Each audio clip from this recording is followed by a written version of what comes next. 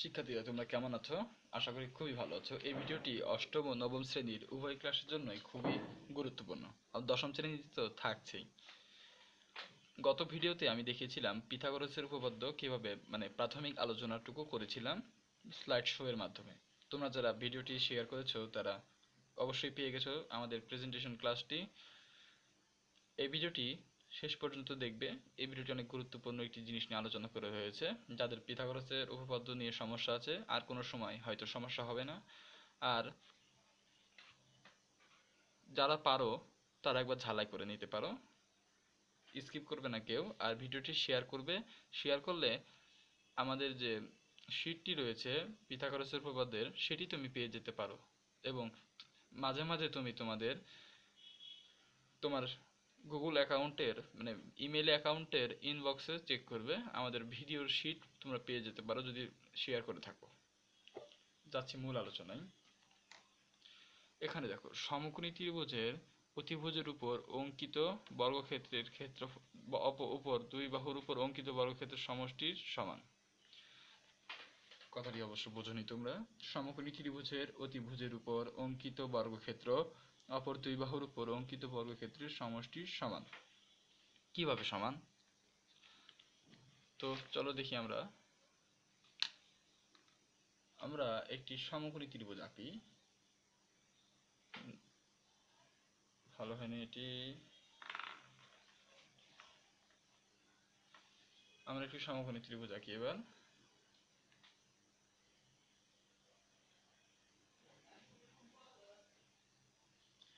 এটির প্রমাণ করতে হবে আমাদের। ধরো এটি সি, এটি এ, এটি বি। পিথাগোরাস বলেছে সমকোণী ত্রিভুজের অতিভুজের উপর সমকোণীর বিপরীত বাহুর সমকোণের বিপরীত পাশে যে বাহুটি অবস্থিত তাকে বলা হয় অতিভুজ, অর্থাৎ এটিকে বলা হয় অতিভুজ। এখানে আমি উল্লেখ করে দেই এ উচ্চতা, বি ভূমি, সি অতিভুজ।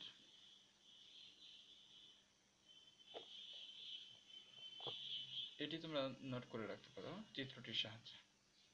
আমাদের প্রমাণ করতে হবে এসি এখানে বলা হচ্ছে বর্গক্ষেত্র, অতিভুজের উপর অঙ্কিত বর্গক্ষেত্র। তাহলে আমরা এটি মুছে ফেলি। এবার কি বর্গক্ষেত্র কি? আমরা বর্গক্ষেত্র কিভাবে আঁকে তোমরা তো জানোই। এরকম ভাবে দিয়ে কাটা কম্পাস দিয়ে এরকম এটি এঁকে নাও। এখানে 90 ডিগ্রি করে আঁকো। এখানে 90 ডিগ্রি হয়েছে ধরে নাও, সাপোজ। এখানে আঁকলে এটা সমান করে কেটে নাও। আবার একইভাবে এখানেও 90 ডিগ্রি আঁকো, এটা সমান করে কেটে নাও। আবার এটি যোগ করে দাও। এখন এদিকে বর্গক্ষেত্র আঁকো, ওদিকেও বর্গক্ষেত্র আঁকো। আমাদের প্রমাণ করতে হবে এই যে এই পুরো জায়গাটুকু আছে, যে এটু এটু, এই যে এইটার সমান হবে এই দুইটা। এই দুটো যোগ করলে এটা আমাদের হবে। এটি আমাদের প্রমাণ করতে হবে। এখন এই দুটো যোগ করে যদি এটা হয় তাহলে কি এটার মান কি? এটা ধরেছিলাম বাহু সি, তাহলে এটা সি, এটা সি, এটা সি। এটার বর্গক্ষেত্র কি? C C square is equal to হবে, এটা কি ধরেছিলাম বি, বি বর্গক্ষেত্রের ক্ষেত্রফল সূত্র। আর এটা কি এ, এটা এ। এই দুটা তাহলে গুণ করে দাও, তাহলে A square plus B square. এভাবে আমাদের থাকে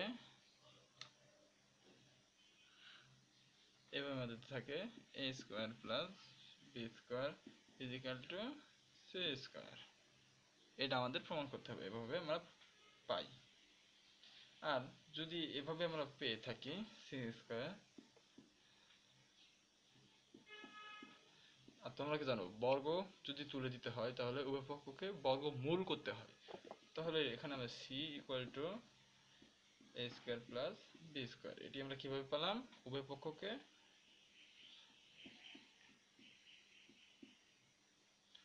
বর্গমূল করে।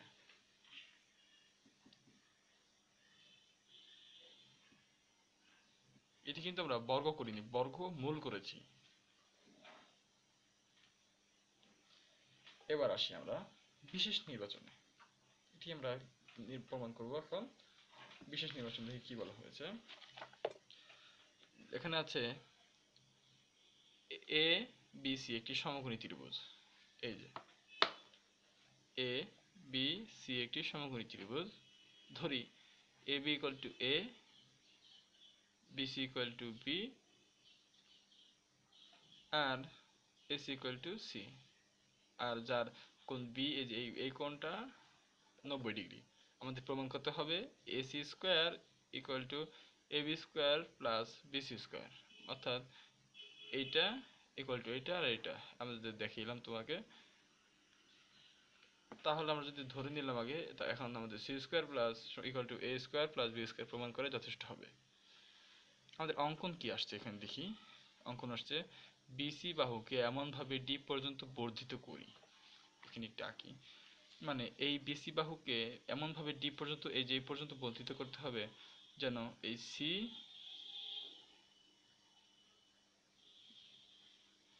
সিডি, মানে বিসি বাহুকে এমনভাবে ডি পর্যন্ত বর্ধিত করি যেন CD equal to A B হয়।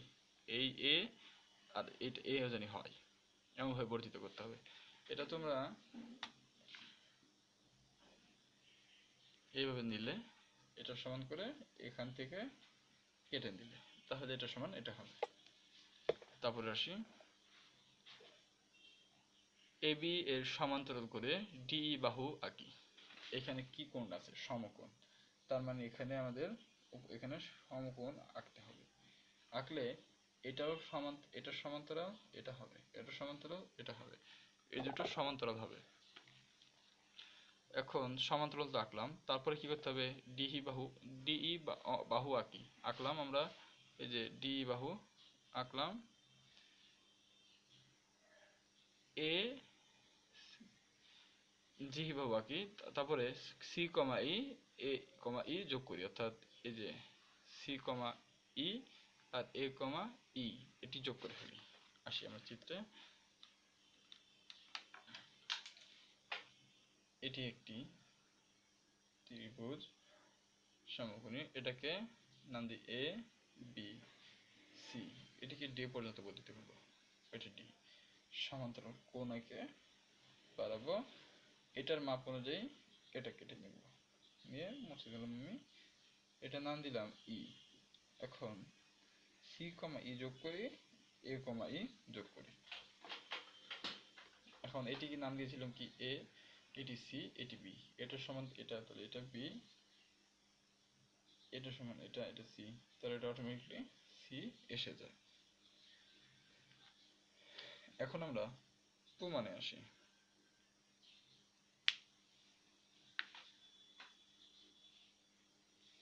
প্রমাণ দেখো, এখানে চিত্র দেখতে পাচ্ছ, এখানে আমি এই সাইডে প্রমাণ করব। ত্রিভুজ এ বি সি ও ত্রিভুজ সি ডি ই এর মধ্যে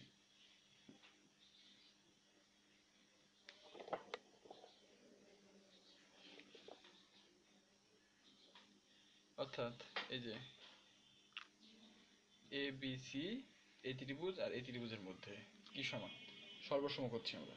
এ B equal to C D, B C equal to D, ওই যে আমরা অঙ্কনের মাধ্যমে পাই। এখানে তোমরা লিখে দিতে পারো অঙ্কন অনুসারে, অঙ্কন অনুসারে, অঙ্কন অনুসারে। তারপরে কি? অন্তর্ভুক্ত কোণ এ বি সি ইকুয়াল টু অন্তর্ভুক্ত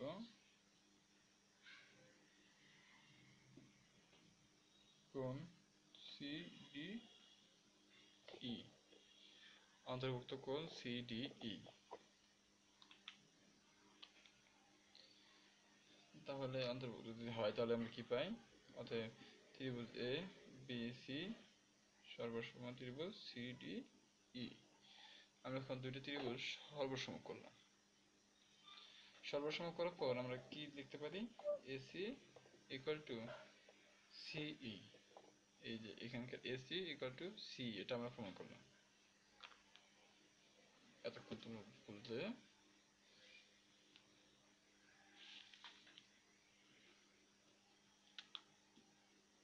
এই যে এবি সিডির মধ্যে, এই ত্রিভুজের মধ্যে এবি এই দুটো তো অঙ্কন অনুসারে আমরা পেলাম কোণ এবিসি ইকুয়াল টু অন্তর্ভুক্ত কোণ সিডিই। এখানে প্রশ্ন আসতে পারে কেন এটা। এখন এ বি সি এই কোণটা আমি আঁকি,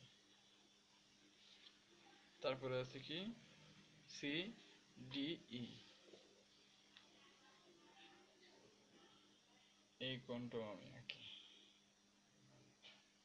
এখন দেখো আঁকা মনে হয়নি, সি ডি ই ভুল হয়েছে একটু।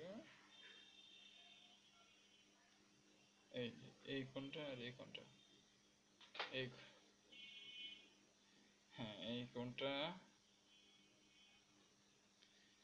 এবিসি আর সিডি সমান, কারণ ওই যে অন্তর্ভুক্ত কোণ। কিভাবে এটা সমান, এই যে একান্তর কোণ সমান, এখানে একটি কোণ উৎপাদন হয়েছে, এখানে এটা 90 ডিগ্রি, এটা 90 ডিগ্রি, সেটা এমনিতেই সমান।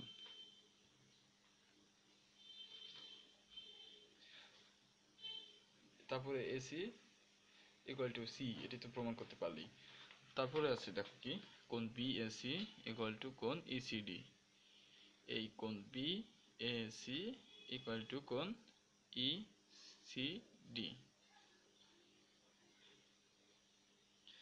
তাহলে কোণ বিএসি ইকুয়াল টু কোণ ইসিডি হয়। তাহলে এরপর আসি আমরা, এ পর্যন্ত শেষ। তারপর এখানে আছে কোণ ডিসিই বিএসি যোগ কোণ এসিবি, কোণ বিএসি যোগ কোণ এসিবি 90 ডিগ্রি এটা। আর আগে আমরা পেয়েছি কি কোণ বিএসি ইকুয়াল টু কোণ ইসিডি। তাহলে এখানে আমাদের এই বিএসি এর পরিবর্তে কি এই যে ইসিডি আর এই যে বি, এটি আমরা মুছে দিই, মুছে তাহলে বিএসি এর পরিবর্তে কোণ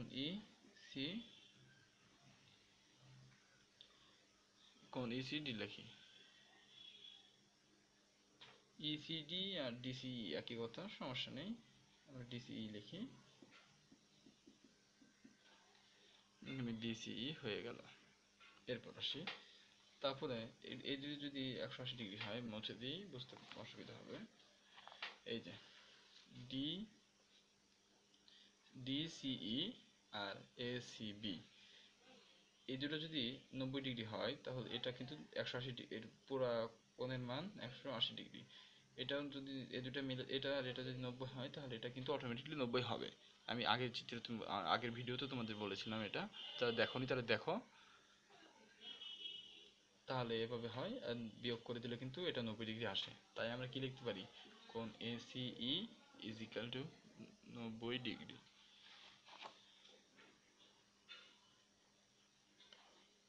অতএব ত্রিভুজ এ সি আমরা কি প্রমাণ করলাম, এ সি, তাহলে এটা একটু সমকোণী ত্রিভুজ আর এটা অতিভুজ।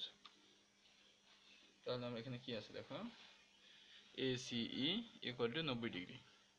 ত্রিভুজ এ সি সমকোণী ত্রিভুজ হওয়ায় ত্রিভুজ, আর এ বি ডি ই ট্রাপিজিয়ামের ক্ষেত্রফল ইকুয়াল টু ত্রিভুজ এ বি সি এর ক্ষেত্রফল যোগ ত্রিভুজ এ সি ই এর ক্ষেত্রফল যোগ ত্রিভুজ সি ডি ই এর ক্ষেত্রফল। ট্রাপিজিয়ামের ক্ষেত্রফল কি জানি, half into A plus B into A plus B, এটি আমরা দিলাম, equal to half into B plus A plus, এটি এই ত্রিভুজের ক্ষেত্রফল, হাফ ইন্টু সি এটি এই ত্রিভুজের ক্ষেত্রফল, half into A plus B এই ত্রিভুজের ক্ষেত্রফল। এই ত্রিভুজ তিনটিকে আমরা ভেঙে নিয়েছিলাম গত চিত্রে, মানে গত ক্লাসে দেখেছিলাম আমরা তিনটিকে ভেঙে নিয়েছিলাম প্রাথমিক পর্যায়ে। আর এখন আমরা ভালো করে বুঝিয়ে দিলাম এটা কিভাবে হয়। এখন পরের লাইনে এটি আমরা 2ab প্লাস সি, এটা আগের ক্লাসে বলছিলাম, এটা 2 গুণ করে দিয়েছি আমরা। তারপর থাকে কি a plus a square plus 2ab plus B square, এটিকে তোমরা বর্গমূলের সূত্র লিখলে, মানে বর্গের সূত্র লিখলে এরকম আসবে, আর এই 2ab আর উভয় পক্ষ 2ab কে মানে এই পাশে নিয়ে আসি -2ab, তাহলে এই মাইনাস আর প্লাস বিয়োগ হয়ে যায়, তাহলে থাকে কি c square plus a square c square equal to a square plus b square. তাহলে আমাদের কি আসছে, এটি প্রমাণ হয়ে গেল। এই আজকের ক্লাসটি হয়তো তোমাদের অনেক ভালো লেগেছে, এটি অনেক ইম্পর্টেন্ট ক্লাস। এটি এখন তুমি একটি স্ক্রিনশট মেরে রাখতে পারো এবার বোঝার সুবিধার্থে। প্রথমে অর্ধেক স্ক্রিনশট মারো, আমি দিচ্ছি তোমাদের স্ক্রিনশট মারার সময়। মেরেছো? মারো তাড়াতাড়ি স্ক্রিনশট।